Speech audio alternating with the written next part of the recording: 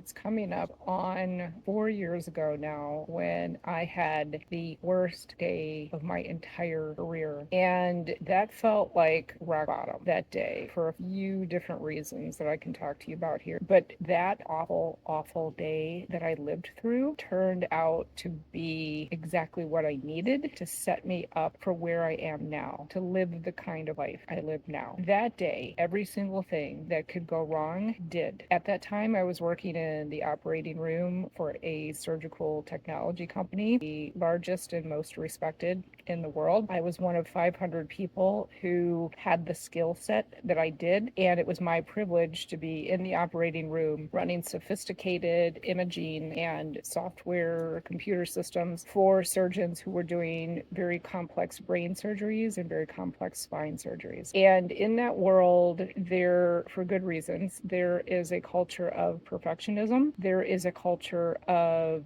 if you have to ask for help, there's something wrong with you. You don't have what it takes. You're not competent. And that awful day, almost 4 years ago, was an example of this perfect storm that developed of my own very deeply ingrained perfectionism, my refusal to ask others for help and assistance. And it was also a place where I spent so much of my days and my time and my evenings in a place of utter panic about how am I going to do it? How am I going to do it perfectly? How can I do this and not ask anybody for help? How do I make sure no one knows that I don't have all the answers? That was an awful place to live. The work I did itself was unbelievably rewarding because when I came out of the operating room at the end of the day, I knew exactly the difference my role in that operating room played in that patient's care and the outcome of what was going to happen to the patient going forward. It was an absolute privilege to be part of that care team. Those two things together were completely at odds. My love for the work, my sense of fulfillment and purpose, but the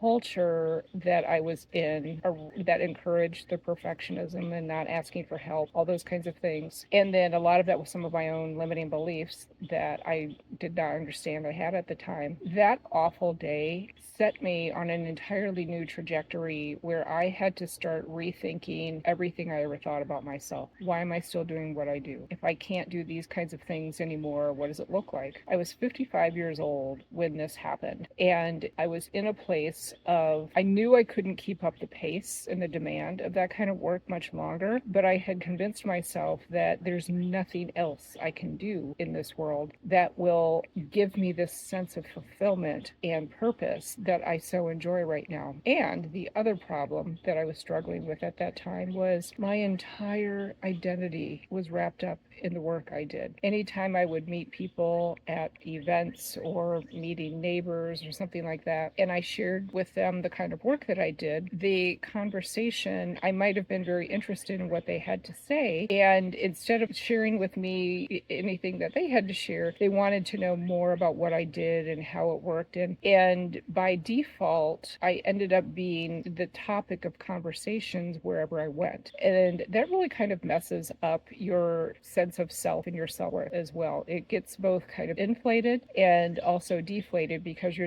tell yourself, if I walk away from this world, who am I? Am I even worth anything anymore? So when I went through that awful day, it really was a wake-up call about why do I do what I do in my career, in my thoughts, in my behaviors. That was also day one of my new alcohol-free life. And I had to really take a hard look at what the alcohol was doing in my life. I didn't have a problem as far as needing to go to rehab or go to 12-step programs, but I was in this gray zone area. I call it a gray zone drinking habit. And the way I used alcohol was more like a release valve. And I never ever drank to get drunk. That was not interesting to me at all. But I would tell myself on very stressful days, which were most days, when you get home, you can have one or two glasses of wine, and then if you don't have a case the following morning, then you can have a third glass of wine. And that was really the only self-care I had at that point as well. That's an entirely different story. And it was something that I came to mentally depend on to turn down my mind, to turn down the panic and the perfectionism and the quiet. And when I started to have to look at that about what does this mean to me? Is it even working anymore? because it was completely disrupting my sleep. And it was even starting to get to the point where it didn't even taste good to me anymore. So as I continued to move forward, one step at a time, breaking down thought patterns, why did I believe what I did? Where did it come from? Was it true? I started running into incredible resources like Dr. Bruce Lipton, Dr. Daniel Amen, Dr. Carolyn Leaf. And then because of my neuroscience background, I have a whole host of neuroscientists, neurologists, neurosurgeons, neuropsychiatrists in my orbit and in my circle of friends and colleagues that I could draw from as well to start getting some questions answered that I really wanted to understand why the brain was working the way it was, what was alcohol doing in the brain,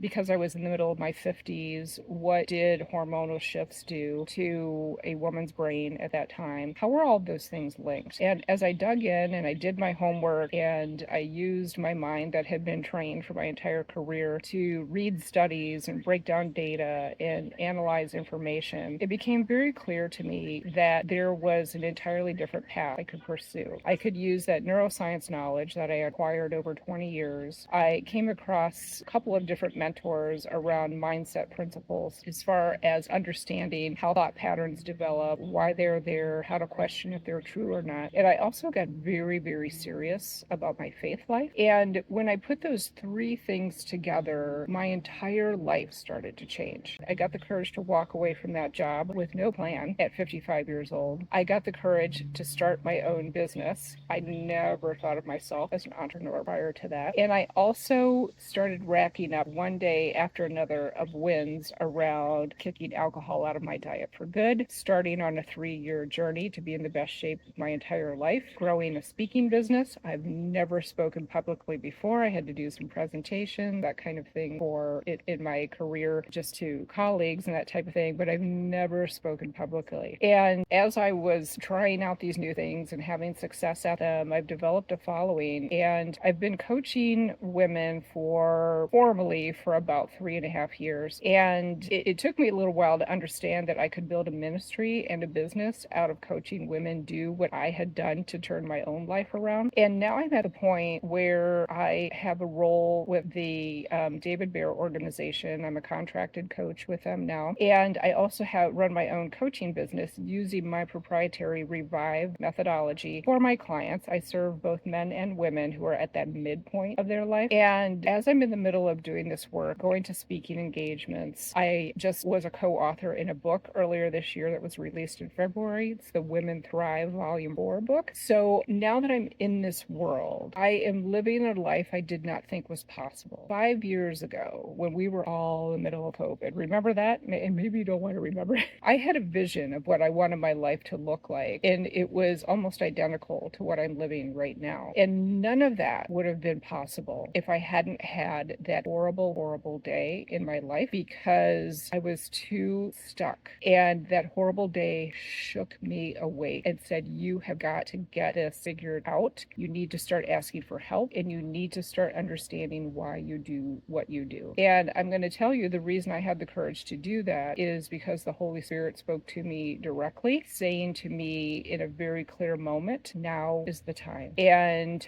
what I will give myself credit for is I understood the truth of it and I got to work. So now I went from that awful, awful day to living a life I could only dream about 5 years ago. I'm living nearly the identical dream that I had for myself. I get to coach men and women in their own gray zone habits. I help them through major transitions in their life. If they need to walk away from alcohol and not miss it, I help them kick it out of their diets. If they're going through a big career transition of their own, I help them with that. I have some physician clients who are leaving corporate medicine and building their own holistic medical private practices. The list goes on who I serve. But this is the most incredible, purpose-filled life I've ever lived. And the last 20 years have certainly been a big ride. I mean, I had an amazing amazing career, and I was so privileged. But I'm telling you right now that if you are in the middle of something really awful in your life right now, try to start looking for the opportunity of where you are right now. Start trying to investigate what possibilities could come out of this for you. Take one step at a time. If you need help, you can reach out to me. We can have a 30-minute clarity call to find out where you need help the most and if what I offer is going to be of true service to you. If I can't help you, I will do my best to find you someone who can. But I want you to know that I believe in you, and I have seen it in my client. People who thought they could not turn their lives around have completely turned their lives around, and they are now living in a place of living their true, authentic self around who God has created them to be at this time of their lives. I want you to know I believe in you, and take very good care of yourself.